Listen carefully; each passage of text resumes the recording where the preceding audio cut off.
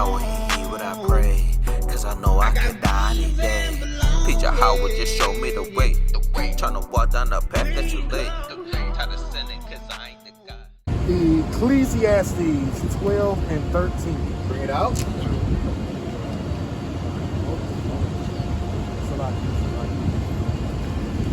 Ecclesiastes 12 and 13. Let us hear the conclusion of the whole matter. To fear God and keep His commandments. For this is the whole duty of man.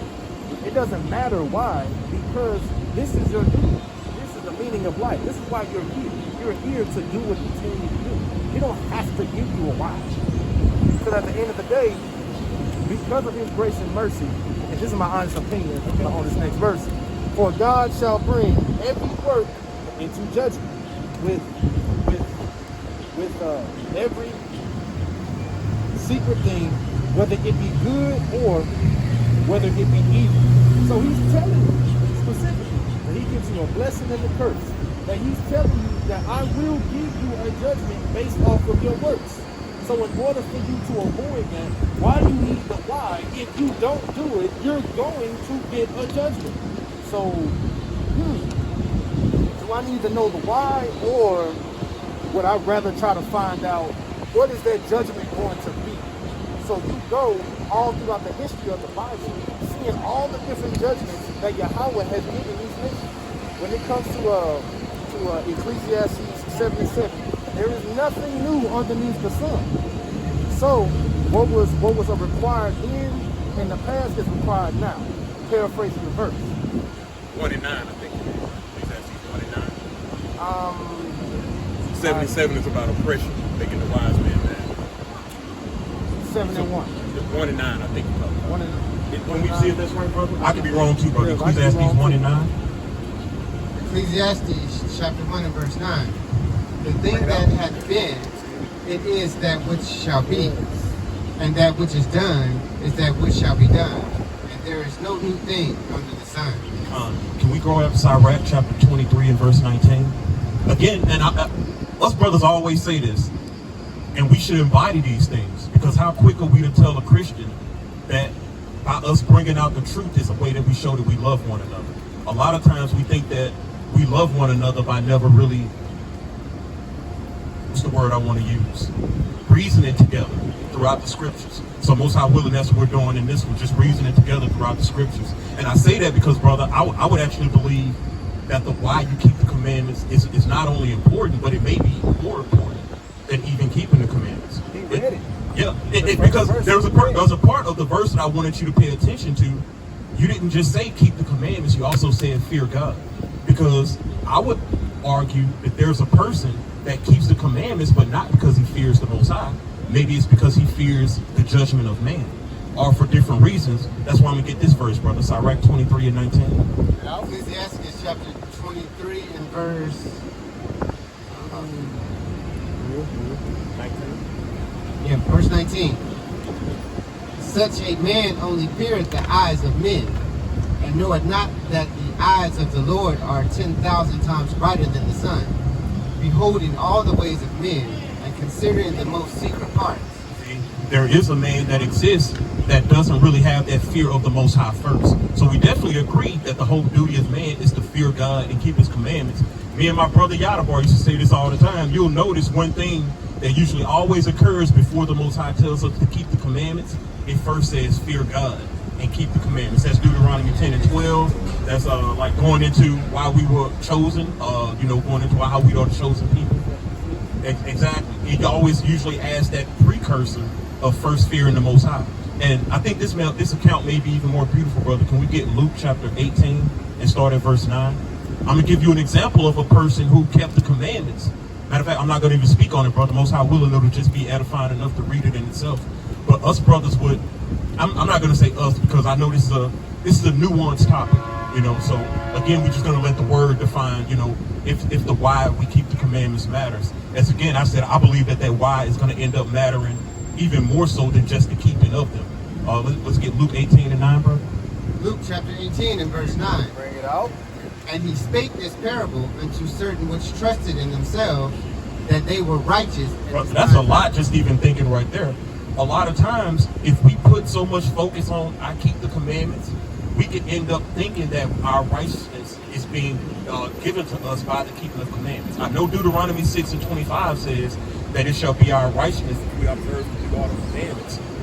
But also, if you put your righteousness on the fact that you are keeping the commandments, nobody's going to be found righteous, because everybody's going to fall short somewhere. So again, there has to come a point where it's not the right. Matter of fact, Paul says this, and it's what Christians use against us so much, right? We are not justified by the law. Us brothers know that that's not an excuse to not keep the commandments, but it still is a true statement coming from Paul, that it's not our keeping of the commandments that's going to justify us. The reason for that is because if any man tried to be justified by his keeping of the law, he's going to be found unworthy. There has to be something else. Let's listen to this account again from the top, brother. And he spake the parable unto certain which trusted in themselves that they were righteous and despised others. And that's a big thing. See, I really break down Yahawah's words because that's what the scripture says we should do. He's our greatest teacher. He's our shepherd. I always try to do my best to rest in the red letters of the Bible, because I feel like out of all the things that I can read, this is going to give me a greater understanding of what it is that I'm supposed to look in accomplishing these things. So I think another good line he says right here is that they also despise others. That's another thing that we can notice when we start keeping the commandments. There's a brother that grew his beard out just so he could point at everybody else that didn't. And there's a woman who, oh, that's a true thing, brother. And I can't say it, but that could be a spirit put on a person. That's why Yahawah said this man trusted in himself that he was righteous, but he also despised others. So listen to this attitude that this man has. Listen to some of the fruits that he's going to bear. 2 men went up into the temple to pray, the one a Pharisee and the other a publican. The Pharisee stood and prayed thus with himself, God, I thank thee that I am not as other men are, extortioners, unjust, idolaters, or even as this publican. I fast twice in the week, I give tithes of all that I possess. And the publican, standing afar off, would not lift up so much as his eyes unto heaven, but smote upon his breast, saying, God, be merciful to me, a sinner. I tell you, this man went down to his house justified rather than the other. So the obvious question in the room is, why was that man that was a sinner more justified than the man who, of course, was professing himself to not be a sinner? Because the account doesn't say he was lying. He could have been telling the truth about all those things. I'm not an adulterer. I'm not a fornicator.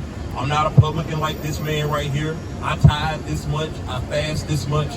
But why was he considered less justified than the man that just spoke his chest, saying, forgive me for I'm a sinner? Because the other man was being boastful. Let me find the verse specifically. I'm horrible with the verses, but you're better than me. Better than me. They just in here. Numbers 2 to 8. I'm right here. I need to get the verse.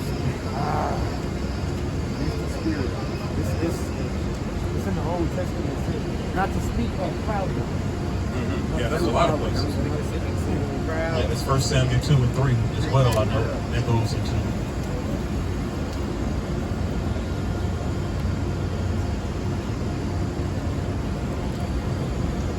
Yes. Want me to read? Yeah. If you want to get it, can you get it? 1 Samuel 2 and 3. 1 Samuel chapter 2 and verse 3. Bring it out. Talk no more so exceedingly proudly. Let not arrogance come out of your mouth, for the Lord is a God of knowledge, and by his and by him actions are weighed. Yeah, that's why I'm saying the why matters.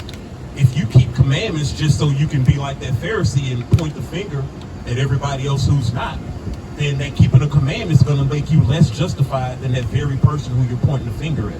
That's what that account is really giving over to us. So, I mean, we got to think about it. Imagine me being a man that's keeping all these commandments. I tithe, I fast, I do all of these things. And there's a man that just gets on his knees and smokes his chest and says, forgive me, for I'm a sinner. But yet that man ended up going down more justified than I am.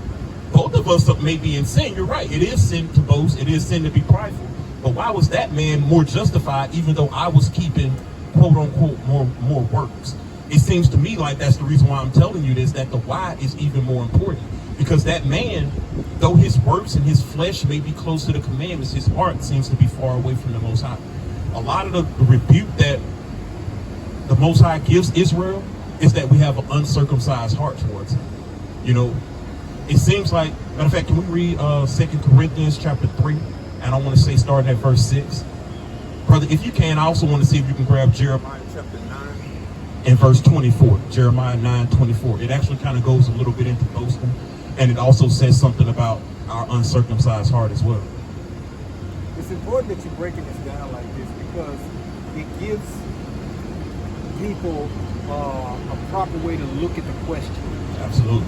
Does it matter that you keep the commandments of the Most High Yahawah? It's too many ways to look at it, and that's why I told you when you first asked it, I had to look up and look at it, and I'm looking at it from different angles. And the angle that we should look at it is, does it matter that we keep the commandments of the Most High Yahawah? Is it beneficial? What is the benefit?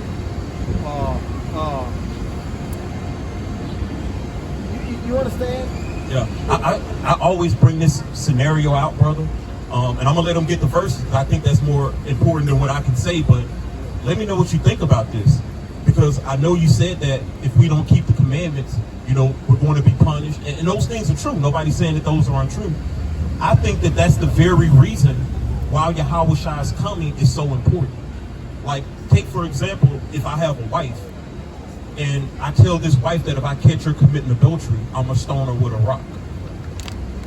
During the time that she doesn't commit adultery on me, a reason that she does that could be because she doesn't want to be stoned. Does that make sense? Now, let's say I tell that same wife, I'm not going to stone you. Matter of fact, I'm going to forgive you, but still don't commit adultery on me. Whose love towards me is more pure? The person that's looking out for that punishment, or the person that's going to keep from committing adultery against me because it's in their heart not to? The latter. You basically answered that question a lot about why we keep the commandments matters. Because if you're only doing it because you fear punishment or you fear judgment, and you're not doing it because you don't have a sincere heart towards the Most High, then that's going to end up mattering as well. So I see that that's really the message that's really trying to get across. If you can read yours first, brother, Jeremiah 9:24. Or you know what? I'm gonna just let them get it, because, like I said, if we do get it on the camera, it can be edifying for them, brother. Can you grab Jeremiah 9:24 to go with this, and just keep holding 2 Corinthians 3. Yeah, you got something, bro? No, I'm gonna let him get it, just because I want it to be edifying for anybody that might watch it. I don't even know. Are you getting this? Are you getting everybody's dialogue? You know, brother. All right, all praise. All right, yeah, Jeremiah 9, starting at verse 24. Jeremiah chapter 9 and verse 24. Bring it out. But let him that glorieth glory in this, that he understandeth and knoweth me, that I am the Lord which exercise loving kindness, judgment, and righteousness in the earth. For in these things I delight, saith the Lord. Behold, the days come, saith the Lord, that I will punish all them which are circumcised with the uncircumcised. Think about that. Say that line again, brother. Behold, the days come, saith the Lord, that I will punish all them which are circumcised with the uncircumcised. See, this is kind of going into that same point. Matter of fact, keep going, brother. Egypt and Judah and Edom and the children of Ammon and Moab and all that are in the utmost corners that dwell in the wilderness, for all these nations are uncircumcised, and all the house of Israel are uncircumcised in the heart. Say that line again, brother. And all the house of Israel are uncircumcised in the heart. Says who, brother? Oh, I thought it said say it the Lord and anything. But it said that in the beginning. Oh. Yeah, said the Lord. So the reason why I bring that up is because a lot of people don't. If you read this account, you can really understand Paul and why he was really teaching what he was teaching in regards to circumcision. Saying that circumcision in the flesh barely profited you if you're uncircumcised in your heart. He wasn't just getting that out of nowhere. People think Paul was just coming out of nowhere, but Paul is also giving you the law and the prophets. Because even the Most High, thus said the Most High, the day is going to come where he judges the circumcised. So let's say you kept the commandment, but you're also going to be judged with the same person that's uncircumcised in your heart. So that's a really big deal that if you don't pay attention to that, I feel like a lot of brothers could end up slipping up. It may not be noticeable. Sometimes it's hard to see it because we saying, I keep the commandments. We in danger of sounding sometimes like that Pharisee. Like imagine we get up to the Most High's judgment seat of Christ and we start spitting off the different commandments that we kept. I don't believe that that's necessarily what the Most High is trying to hear.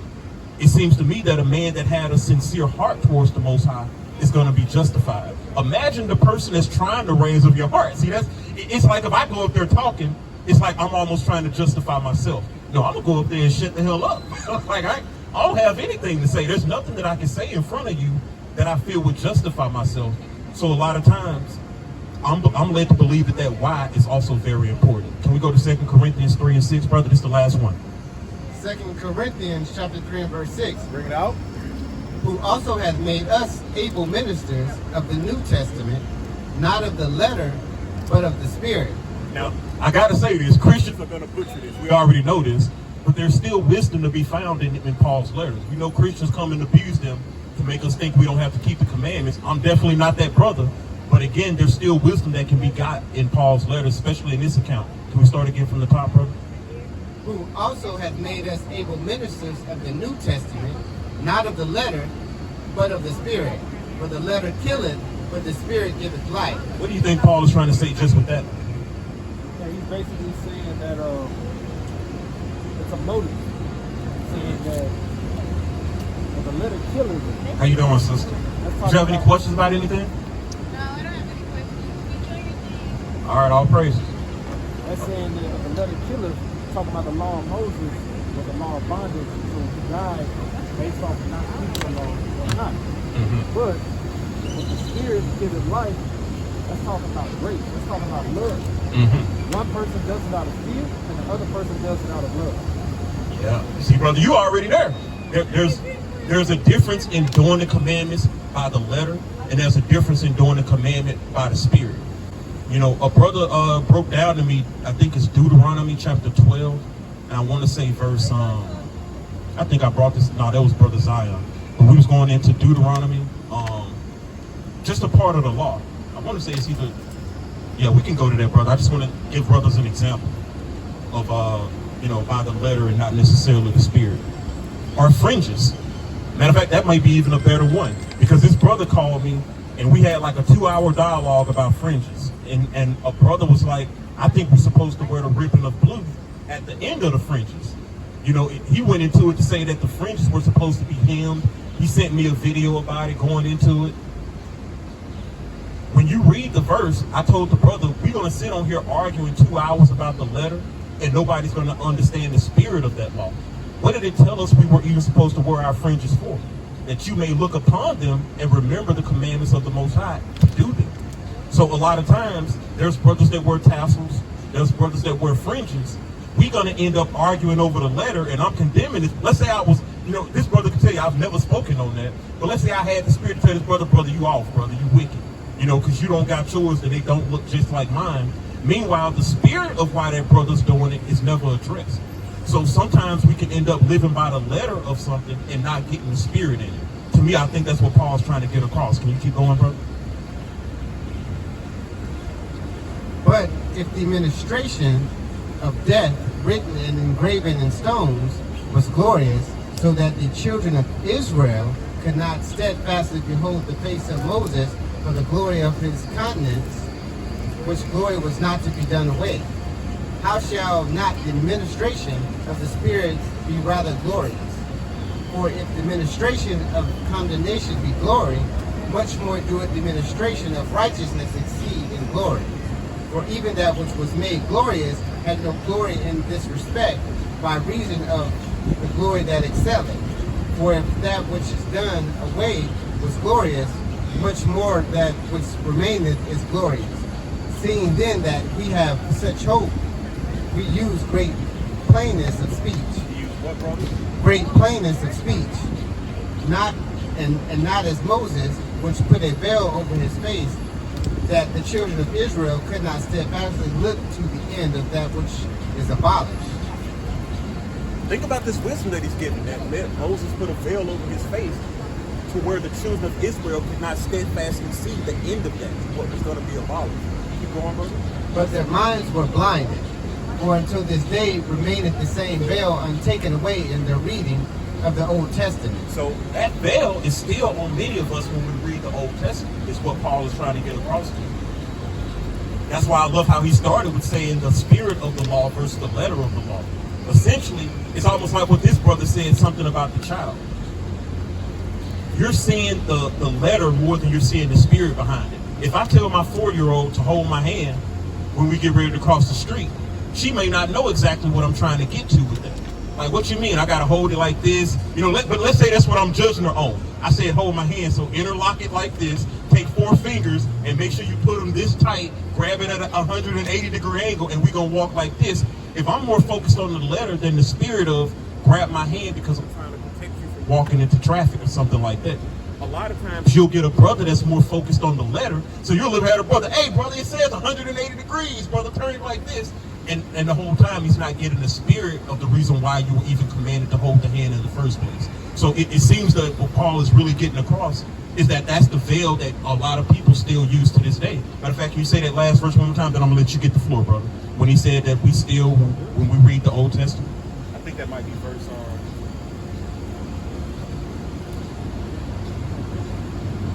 let's go to verse 15. But even unto this day, when Moses is read, the veil is upon their hearts. See, even to this day, when Moses is read, there's still a veil upon our heart.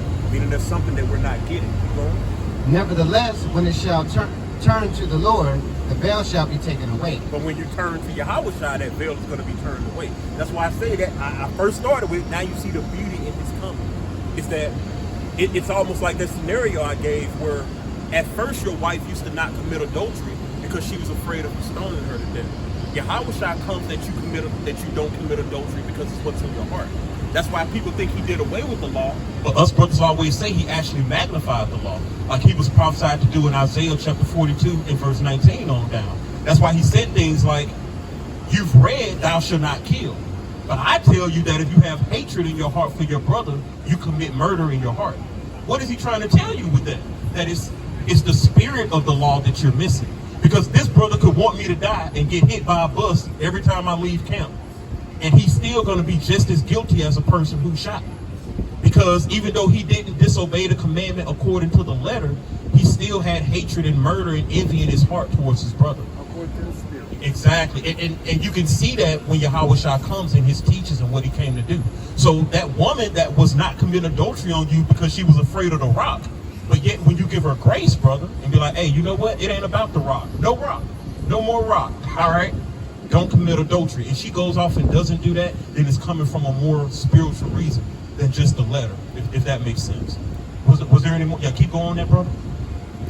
Nevertheless, when it shall turn to the Lord, the veil shall be taken away. Now the Lord is that spirit. And the Lord is that spirit. And where the spirit of the Lord is, there is liberty. And where the spirit of the Lord is, there's liberty. And again, Christians are going to take advantage of this. But guess who else is going to get judged by their heart?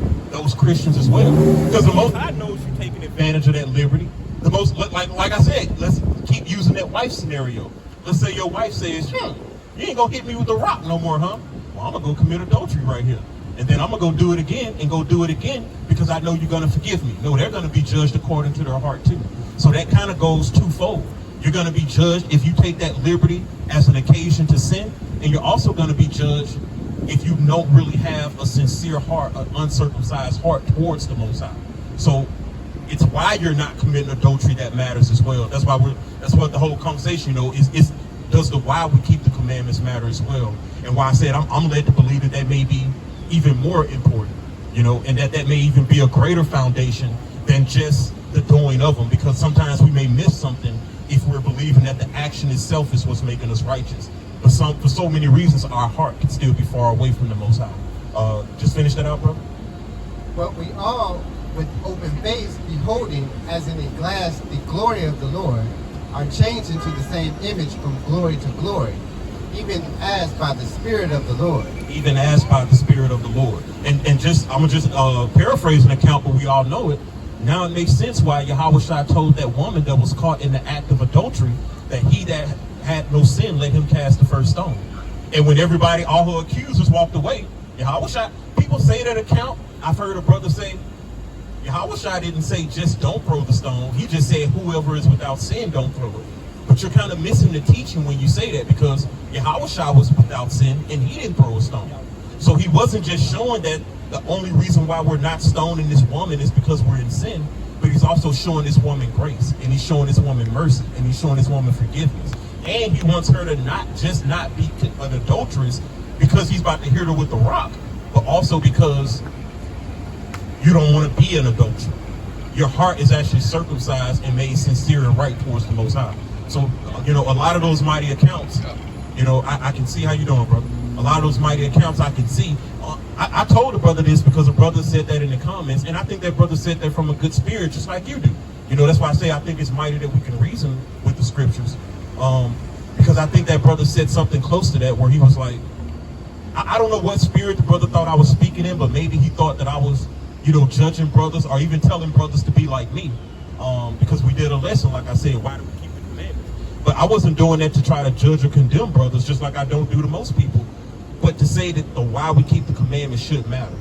When I look at all of the lessons of the apostles and Yahawah himself, it seems like that was one of the main things that they were really trying to get across to the children of Israel.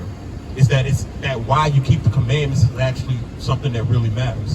Versus a people that ended up taking advantage of many people because they looked righteous in the law. Matthew 23 goes deep into that too, where you had people who on the outside of their cup, they appeared righteous to everybody. But yet on the inside, Yahawah said they were full of dead men's bones and hypocrisy. So, that why is really going to be important. Many of us are going to have to be that publican in that day and smoking on our chests and just asking for forgiveness and mercy, for we are sinners. So in a sense, you're basically saying, to compare and contrast, that the Pharisees did the better of the law. They came to the appearance of the law and the judgments of it. Right. But Christ did it as a way to show this is the example of love and the example of faith. And you're doing it to demonstrate how you love and how you have faith. Absolutely. If you probably would have seen a Pharisee in the day, you wouldn't have seen him eating a pork chop. You probably would have seen him with his fringes on. You probably would have had his beard on his face. That's why Moses said the Pharisees sit in Moses' seat. Whatsoever they command you, observe and do, yet do not after their works, for they say things and they don't do them. And again, another account was how they have the outside of their cup clean, but the inside was filthy. Yahawah gives good instruction in that same account, and I think sometimes we skip it. He told them to cleanse first that which is in the cup, that the outside may be cleaned also. Like, to me, that's instruction. That's giving you a order. It's more important for me for you to clean what's on the inside of you, and then the outside is going to follow. So at this camp, us brothers say something all the time. That's why everybody that we usually stop, they always got to, they're trying to get up out of here. But if we're going to start them off with something, we start them off with a fear of the Most High. That's scriptural. Proverbs 1:7 says that the fear of the Most High is the beginning of knowledge. So why not take that as well as instruction? Because if I can perfect the fear of the Most High in you, then I know that a lot of different things are going to come. But let's take that vice versa. Let's say I tell this brother, where your fringes at, brother, where your beard? Come back when you got a beard and some fringes. That brother come back with some fringes and a beard and can still be the most corrupt brother you ever knew. He can still be, abusing his wife. He can be anything. I once said that. That's how they're going to infiltrate us brothers when they do. We're going to get a brother that's got all the looks of righteousness on him, and that brother going to have a heart that's far away from the Most High, and he's going to deceive a lot of brothers. But because he looks righteous, and I'm only saying this for, we've seen that in our community recently. You brothers probably know what I'm talking about, right? We've seen a brother that can be very mighty in Israel and have all the appearances of righteousness, but yet if their heart is far from it, even a brother like that could end up falling out. And it had nothing to do with your keeping of the commandments. It was all that your heart wasn't really true or pure towards the Most High. So us brothers say all the time, do you really come out here and act like you have a fear of the Most High? Like, I always question a brother that can come out here and do that. If you that brother that's, I know some brothers need to do that. Let me say that. Some people need to be yelled at. Some people probably need to be pulled to the side a little stronger than others. But brother, if every time we see you, you cussing out and judging, brother, your hands better be clean as hell behind doors. That's all I'm saying. See, brothers think I'm saying don't scream and don't. No, scream and yell. But like Yahawah said, you better not need a stone yourself. How you out here throwing a stone and you need to be stoned? See, that's the part that is unfortunate with a lot of our people who end up leading, looking righteous on the outside. Is they come out here and because everybody thinks that they doing everything right, they're the main ones who are throwing stones. Meanwhile, if they had a better heart, a more sincere heart towards the Most High, they'd probably be a little bit more humble, a little bit more meek, a little bit more reserved with their judgment. You know, if you had to pray to the Most High last night, last week, to get you over something, how dare you come out here and show none of that mercy? You prayed for mercy just last night, just to come out on the streets and give none. And we know what the scripture says about that. You know, with that same measure that you showed me to others, the same measure is going to be showed unto you. So forgive me if I'd rather be merciful 10 times, so that way if I need 9 mercies, I can get it. But vice versa, I'm out here being merciful 2 times, and I go to pray to the Most High for 10 times that mercy. I'm not going to receive that. I'm going to receive the same measure of mercy that I showed. So, you know, it's a balance with that. It's not that I'm telling brothers to not be judges, but make sure that this brother says this all the time, make sure you've judged yourself first and foremost. You know, more than pointing the finger at someone else, make sure you're also good with pointing that finger back at yourself. I think those fruits are going to show in a brother if that's really his heart. It's not going to be in what he wears or what he looks like. Those fruits are going to be shown in a brother by how Yahawah said, Matthew 15, out of the heart, out of the mouth, the abundance of the heart speaking. So you're going to tell a lot about what's in somebody's heart by monitoring what's coming out of their mouth. You know, if some of those leaders that we've seen falling, I'm just being honest.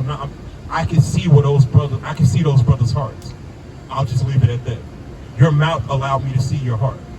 You know, so it wouldn't have been a surprise that brothers behind closed doors are also, you know, that heart is not right. It's not right with the Most High, if that makes sense. Let me say this. I believe that everything that you brought out about why it matters in the 10 commandments, I believe that you already believe in that and do that. And I'm going to give why. Because remember, before that even started, you said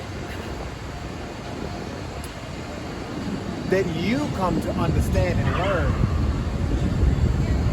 and learn that if you just keep the commandments, the Most High will give you the reason why He told you to do it. Absolutely. So without you even knowing that you already knew it, you may not have had it as defined as the brother just brought it out, but you already, that's why your spirit immediately, when he was bringing it out. What it is remember what I said as soon as he asked you that, I said, be careful. Don't answer yet. Let it soak down into you, because there's too many ways to look at that question. And you didn't look at it the way he meant it, because I myself was looking at it a million ways while he asked it, like, dang, and then I caught it. I made sure that's a good question. And to answer it that way, because again, why does it matter? Again, like this. How you're saying it is completely true. About the love, the spirit, and why it's unbelievable. But the reason why that I said that about the wisdom is because we live in a world of scrutiny. Everybody gotta know why is the tree brown, why the tree is green.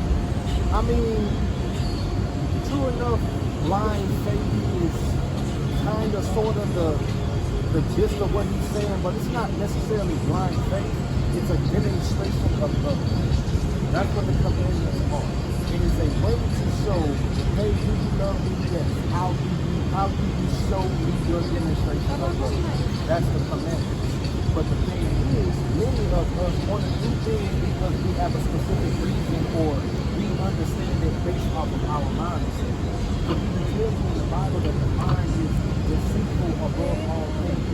And one of the things that is going to deceive you when it comes to the Bible is you having to know why everything is the way that it is.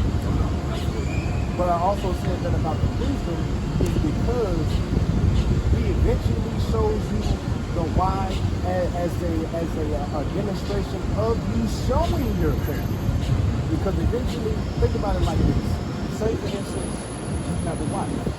You're showing that love to her. by you showing that love to her, she no longer doubts your love. So in a sense, by you showing that love to the Most High, He's going to always test you, right?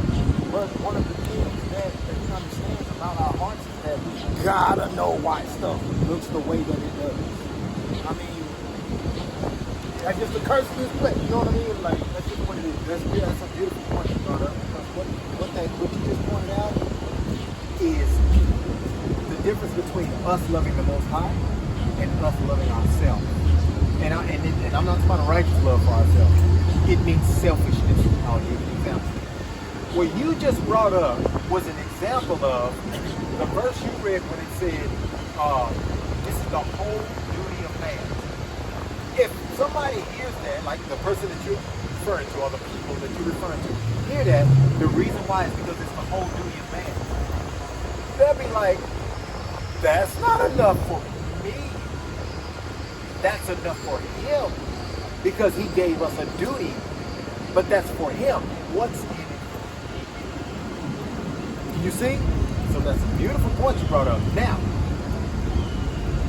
it's important that we not be that way, and He's purposely giving us the commandments in increments like that. I am at Revelation 2, I'm going to start at 25. It says, But that which ye have already, hold fast till I come. In other words, He only gave you, that's the whole duty of man. If that's all you're giving me right now, and I have to use that to test my spirit to see if I love you enough to do that, I'm going to hold on to that until you give me more. Until He comes. It doesn't mean only when He comes back to the, reestablish His kingdom. It means until He revisits you with more detailed information about what you're asking about, or understanding, or wisdom. But you need to have enough faith and trust in Him that, hey, I love you enough to do it because of that. That's enough, right? For now. I will go and do what you say, and then, because of this goes back to what I said at first. As I continue to prove my faith, that will increase my grace. Remember the scripture where one of the 10 Commandments, the one that children obey your parents. Children obey your parents, so that your days on the earth shall be long and lengthened. If you don't obey your parents, then what does that mean? Will your days stay the same? You will be given grace because of the obedience and faith that you show to the Most High. Oh no, it's only for children. Us adults, we don't have to do that. How foolish are we being now? Let us, again, we're going to be justified. In order to be justified,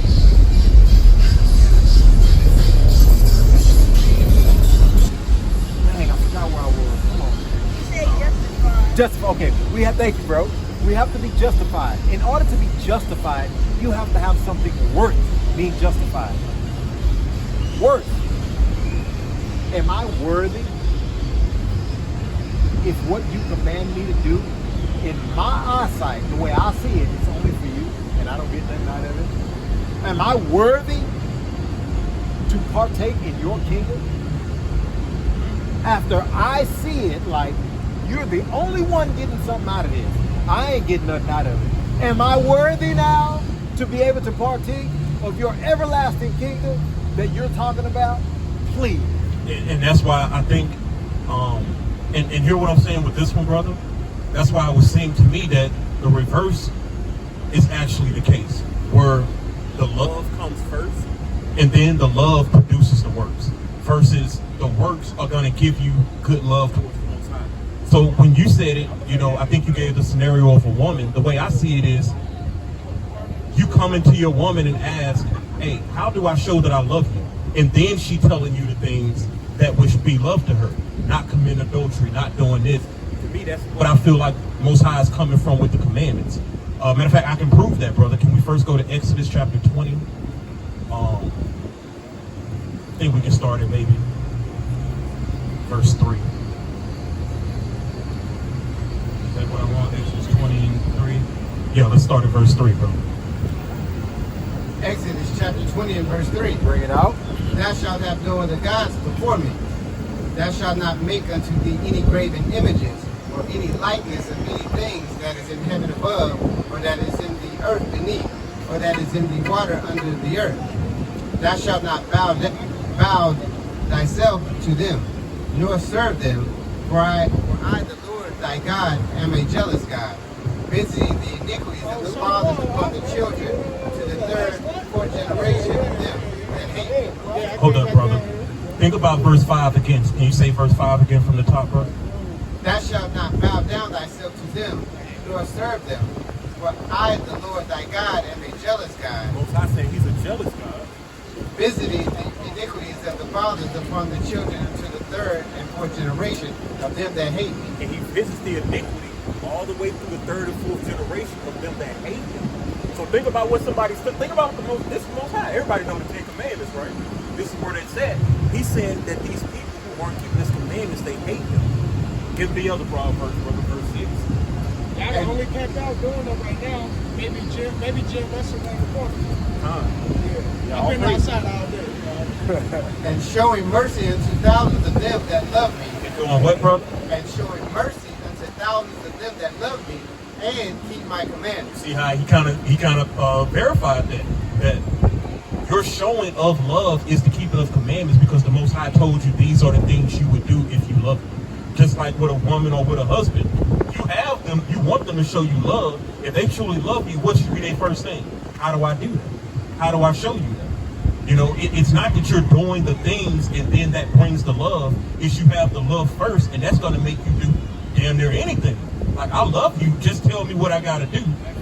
Yeah, exactly. That's really the point we get into, why those spirits are so much more important than even the letter.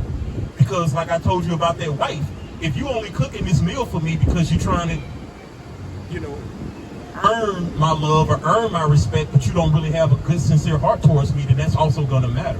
That's why it would be more important for you to say, hey, babe, what do you love to eat? I want to do something that shows that I love you. And then I'm going to tell you, all right, chicken Alfredo, fried chicken pasta, hook it up, stuff like that. Now, when you go cooking that, it's not the works of you doing that that's making me feel the love. It's the fact that you know what I love and you want to go out and do that thing. Last one, brother, I thought what you brought up was mighty. Proverbs 16:2. That's the one you just brought up, brother. And that's a mighty idea, brother, because what we're bringing out is the Most High trying the reins of our hearts. You know, that's a big part of these commandments that we keep.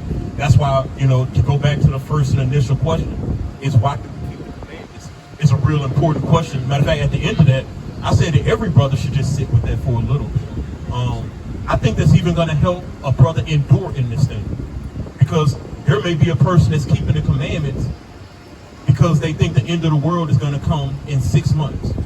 And next thing you know, they got to wait 6 years. And by the time you're at 3 years, you're like, man. Yeah, exactly. Now you see, but you didn't go in there with a true love for the Most High. You went in there because a brother told you, hey, man, you know them bombs about to drop. So you was like, shit. And, you know, hey, or because they're the right man to go. Yeah. You know what I mean? Could be something like that. Now, there's a lot of different reasons why we keep the commandments. Us brothers always going to go back to loving them. Matter of fact, that's what the Most High said. We didn't make that up. That's Exodus 20:6 on down. He's going to visit the iniquity upon those fathers of all those who hate him, and then he's going to give the blessings to all those who love him.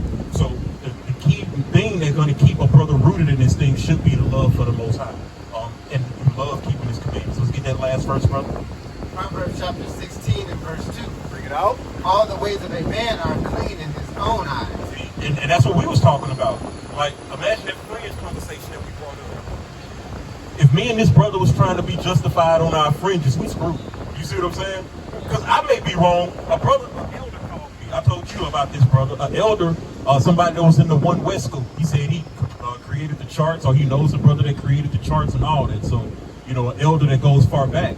But he told me the name of the son was No, he said Yahawah. How did he say Yahshua? He said it was more like Yahshua. Not with U's. He said it's no U's, but it's Yahshua. You know, and he said he has a lot to do with the Paleo Hebrew that us brothers even study now. You know, we know that these lessons and things did come from somebody, and I'm led to believe that, brother, if I'm being honest. But I still use Yahawah. Imagine me being judged. Imagine me being judged on the letter because I thought Yahawah versus Joshua. This brother thought he should wear his ribbon of blue at the top of the border versus the actual, end of the border. And now we're messing around thinking we're living on the letter, but nobody's really diving into the spirit of the law. So I might be on the side. that's why it seems to me that that's a very important conversation to have. Ask Yahawah, he hear what I pray, cause I know I could die any day. Teach Yahawah, just show me the way. Tryna walk down the path that you laid.